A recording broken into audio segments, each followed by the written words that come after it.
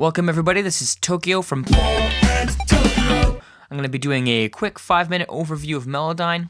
So export your vocals and instrumental from your DAW as separate tracks, both having the same start point. In Melodyne, the checkered background is your workspace, X being time, Y being pitch. Spacebar is play, the right and left arrows jump between the notes.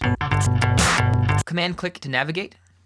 Option Command click to zoom. In the plugin version, double click the background for playback. On the edges here, we see that there's bar here and here. Right-clicking anywhere in Melodyne accesses a floating toolbar. In the arrangement window, which is Shift Command A, drag the instrument in like I just did there, making sure to drop it starting at beat 1. Drop your vocal in the second track, also making sure it starts at beat 1. Double-click the vocal track to get into the editor window. Here we are. From here, let's start with the main terms. From left to right on the toolbar, we have the main tool, which on my keyboard is E. The main tool is Mel's Smart tool. You can hover over the edges of notes to edit separations underneath the note or above it, and at the very edge will be timing. Drag notes themselves to change pitch. And of course, when you hold the note itself, it turns into scrub mode, which unless you have perfect pitch, will be useless to you without a reference track. The second tool on our list here is Pitch tool, which on my keyboard is A. Its subtools are pitch modulation and pitch drift. Mod flatlines all pitch, whereas drift kind of paints broad strokes. With the pitch tool selected, the blobs and separations look like cheesies. See these orange pieces here? Whoop! These are pitch transitions, the curve of which controls the speed of the glissando from one note to the next. It kind of needs a gradual ramp to make it a bit more passable. Having these cheesy note ramps does help quite a bit. If I remove them completely, drag it a bit more, it's starting to get passable. This brings us to our third tool, which is the formant tool. On my keyboard, this is W. Formants are a set of harmonics created by your throat and your diaphragm. Humans use these to create vowels like A, E, I, O, U, and Y. Use this tool to add or remove smiling in the vocal. This is really useful for fixing mismatched comp takes, where one sounds a bit operatic and the other kind of sounds nasally. And our fourth tool here is the amplitude tool, which is V on my keyboard. Amplitude is pretty much just volume. People use this to take loud bits down and really quiet bits up, so that in the mixing phase, whatever compression you're using won't get so sweaty. You can double click a blob to mute it. It's great for fixing comping mistakes or sticky mouth noises. I know that you can do this in your DAW using clip gain or automation. Why do that later if you can do it now, right? This brings us to our fifth tool, which is the time tool, which is T. Think pitch being vertical and time being horizontal. In this case, you can double click a note to quantize it, which only works if you've imported an instrumental or are already using the host BPM if you're using the plugin version of Melodyne. Otherwise, it's pretty much going to be time aligned to nothing. Grabbing the edge of a blob changes the tool's appearance and allows you to stretch or squish notes. If you get used to it, it can be very useful. The time handle subtool is way too obscure for this video. I won't really be going over it today. That brings us to our sixth tool, which is the note separation tool, or S on my keyboard. This is the last tool in the toolbar, but ironically it's the first tool you'll be using. It splits blobs into smaller pieces, like musical scissors. We'll be using this to separate atonal bits and minimize artifacts. The subtool to this is the split segment tool, or segmentation tool, which can be used as a noise gate for long gaps between takes, for example this here.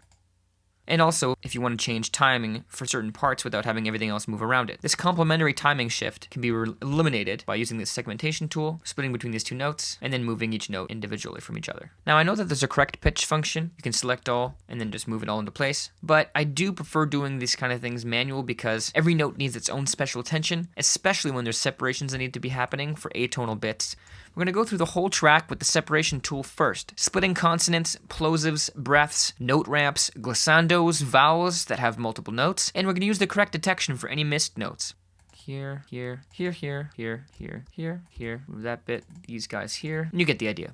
When a note's fundamental is masked by harsh overtones, it can be misinterpreted as being far below or above where it should be. You can go into correct detection mode, or note assignment mode on different versions of Melodyne, and drag the note closer to where the rest of your notes are. Hit Shift, Command D, grab this, throw it up. That sounds right. Now head to the start of the track. We're going to go over the track again. Now instead of separating, we'll be pitching it into place. Use the pitch drift tool to regulate any kind of drift without messing with natural inflections, and double click to drop it into the most obvious location. Drag it to the right place if it didn't jump to the right spot. I don't want to make it too obvious. Cool. Use the pitch drift tool to regulate drift without messing with natural inflections. Hit R to reset the pitch of separated blobs. There's a link below for my keyboard shortcuts that I'm using in this video. When you're double clicking with the drift tool, it gets blobs halfway there.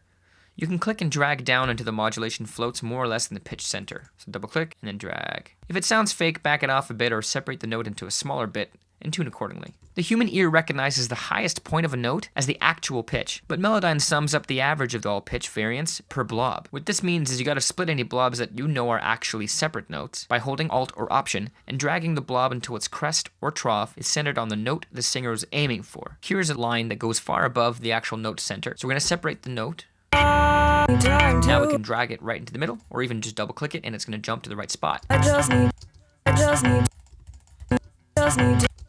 need time to X. There we go. So you can go either way. Find out which sounds most natural for your take by separating the note, hitting R on the other pieces, or simply keeping them together, grabbing the mod tool, flattening the note a bit, drifting it as well, combining all those three elements. There's always one magical spot where it's going to sound most natural and most clean. You can also use the glissando tool to kind of fudge the numbers a bit. For notes that start straight but end in heavy vibrato, split the blob at the onset of the vibrato, tighten the first half, then ease in the vibrato with the glissando tool. For example, this note. This, cut the S's off and the TH. So it's completely flat, and it still sounds kind of real. And the second half is full of vibrato, so the brain thinks it's natural. This is a really good trick for doing pop vocals really well. Now, we're making our way across the track, tweaking formants and glissandos to keep it sounding coherently musical, and make little timing shifts to set the vocals better into the groove. Make your way across the entire track, doing this for all the notes. Once the track is tuned, zoom all the way out in the arrangement page, find the little red L and R markers, grab the right marker, drag it past the end of the last part of the vocal, then click File, Save Audio, or Command E, set the format to match the source, and most likely that's 24-bit at 441 kHz, save each track as single file, and then uncheck the reference track because you don't need that. Hit Save As, name it, and bam. Final hot tips: holding Option disables snapping pitch to grid. Remember, when in doubt, reset the pitch and look for alternate takes. So stay tuned on our channel, subscribe down below. Going to be having some new stuff coming out, and thanks for watching.